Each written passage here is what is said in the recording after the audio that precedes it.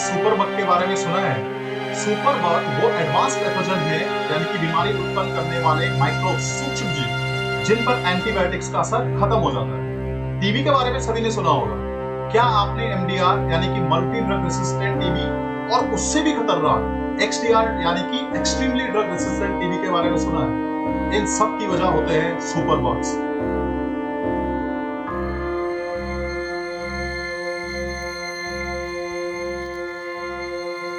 ये super bugs develop होते हैं जब या तो हम बिना प्रिस्क्रिप्शन के अपनी मर्जी से इनडिस्क्रिमिनेटली मेडिसिन कंज्यूम करते हैं और यहाँ तक कि प्रिस्क्राइब्ड मेडिसिन के ओवरडोज या अंडरडोज कंज्यूम करते हैं, तो ये माइक्रोब सुपर बग बन जाते हैं। यानी अब इन पर दवाइयों का कोई भी असर नहीं पड़ता। लोगों को जागरूक करने के लिए इंडियन गवर्नमेंट डब्ल्यूएचओ के साथ मिलकर एक रेड लाइन कैंपेन चला रही है, जिसके तहत मेडिसिन के पीछे बनी रेड लाइन इंडिकेट करती है कि इन मेडिसिन को स्ट्रिक्टली एज पर प्रिस्क्रिप्शन से ही लेना चाहिए।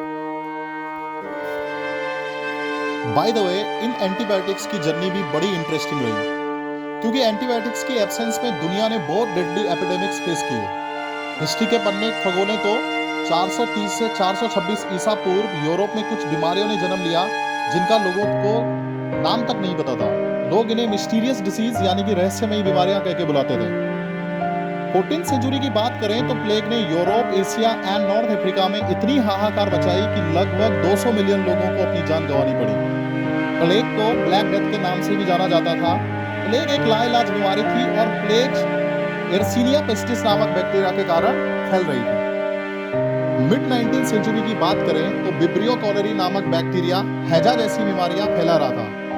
हैजा भारत में गैंगेटिक डेल्टा से शुरू होकर पूरी दुनिया में यूरोप, उत्तरी अमेरिका और अफ्रीका तक फैला और हैजा के कारण लाखों लोगों की जान चली गई। इसी तरह लगभग 100 साल पहले स्पेनिश फ्लू, जो प्राइमरीली वायरल इन्फेक्शन के कारण होता था, ने सेकेंडरी बैक्टीरियल इन्फेक्शन को जन्म दिया और इसके कारण भी हजारों लोगों की महामारी से मौत हो गई।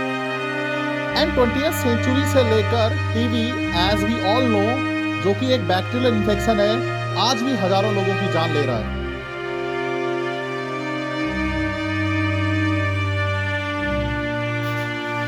इन्हीं एपिडेमिक्स के दौरान लोग बैक्टीरिया पर रिसर्च कर रहे थे और उनमें से एक थे अलेक्जेंडर फ्लेमिंग, जिनका नाम सभी ने सुना होगा और इनकी कहानी भी बहुत रोचक है, जो कि पेनिसिलिन की एक्सीडेंटल डिस्कवरी से जुड़ी हुई है। अलेक्जेंडर फ्लेमिंग एक माइक्रोबायोलॉजिस्ट थे जो सेंट मैरी हॉस्पिटल में बैक्टीरियोलॉजी के प्रोफेसर थे।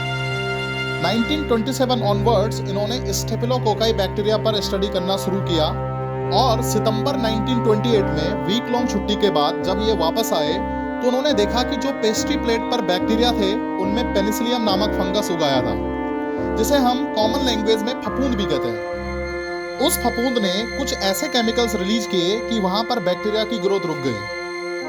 बट अनफॉर्चुनेटली क्लब ने इनकी फाइंडिंग्स को आउटराइटली खारिज कर दिया।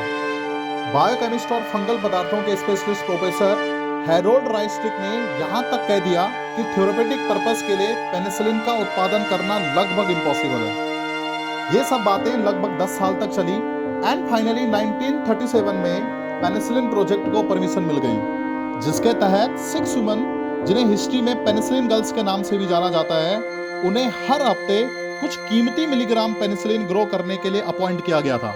And finally at the end of the day life saving drugs विकसित हुई, जिन्हें आज कॉमनली एंटीबायोटिक्स के नाम से जाना जाता है।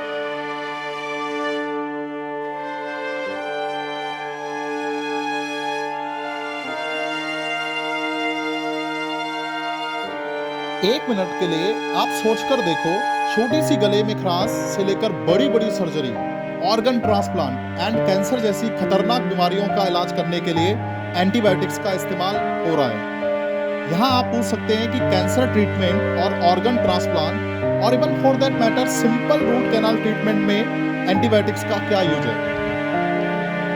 जब भी कोई सर्जरी या दूसरे ट्रीटमेंट होते हैं तो उसमें सेकेंडरी इन्फेक्शन होने की संभावना होती है, यानी कि बैक्टीरियल ग्रोथ हो सकती है और फिर बड़े इन्फेक्शन के साथ सीरियस हेल्थ कॉम्प्लिकेशंस डेवलप हो सकते हैं। लेकिन एंटीबायोटिक्स सुपर हीरोज की तरह हमें इन खतरों से बचाती हैं।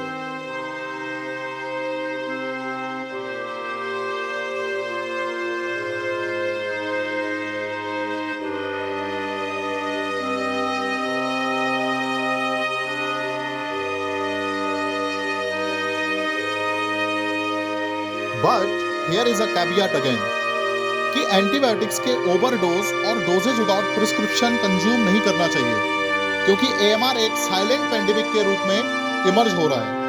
WHO के एस्टिमेट के हिसाब से 2050 तक AMR के कारण हर साल 1 करोड़ से भी ज़्यादा डेथ हो सकती है, जो कि कैंसर और रोड ट्रैफिक एक्सीडेंट दोनों को मिलाकर देखेंगे तो उससे भी ज़्यादा होंगी, which is going to be a serious public health concern. Now, here is a good news. ऐसी सिचुएशन को अवॉइड करने के लिए वन हेल्थ अप्रोच अडॉप्ट की जा रही है। क्या आपको पता है what is one health approach? Want to know more? Let us know in the comment box. Thank you.